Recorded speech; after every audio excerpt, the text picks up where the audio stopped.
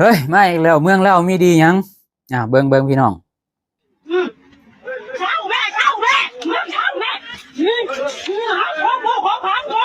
มึงของกูของบ้านกูมึงเข้าเลยมึงเข้าเลยทำได้ประชาชนเนี่ยไม่เคยขอจะขายย้อนหน้าคนจะสู้แล้วในเรื่องจะไปร่วมบริษัทเรื่องเงินถ้าไปร่วมมูกก็ว่าจงแคมหน้าตามที่เบิ่งเนาะแอดมินตามที่เบิ่งจนจบไปละก็คือเนี่ยสำเนียงนี่น่าสิเป็นสารวัตรหรือบอกะอัตตปือนี่แหละคือมีคนจีนเนี่ยได้ยินคนในคลิปว่าเขามาถามเอาเงินคนจีนสิไปตีเขาแอดมินว่ามันโทษคนจีนบ่ได้การโทษคนจีนมันโทษปลายเหตุเนาะเขากระจายเงินไปแล้วเขาก็อยากได้ผลประโยชน์ของเขา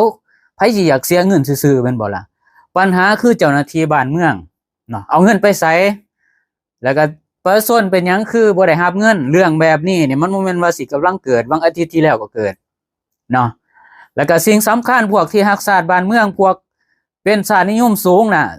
ที่ได้ยินคนเล่าเว้าว่าเมืองเรามีดีหยังล่ะอยู่บ่ได้ออกฮ้อนออกโรงบัดเรื่องจังซี่นี่คือบ่ออกมานะใส่คนเล่าที่มันเก่งใส่คนเล่าด้วยกันอยากเห็นว่ามีน้ำใจออกมาเว้าซอยชาติบ้านเมืองนะบ่เจ้าหน้าที่บ้านเมืองอยู่จังไดคือปล่อยให้ญาติพี่น้องเพื่อนร่วมชาติถือกลมเหงแบบนี้หรือว่าบ่ได้ถือกับตัวเองบ่สนแม่นบ่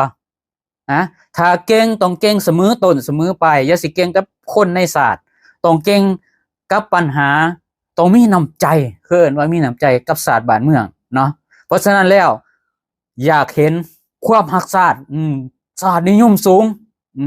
เก่งใส่กับคนลาวนำกันอยากเห็นว่าสิกล้าออกมาเว้าปัญหาศาสตร์บ้านเมืองที่คนลาวบ่ว่าสิอยู่ภาคใดภาคเหนือภาคกลางภาคใต้ได้พบพ่อแบบนี้เนี่ย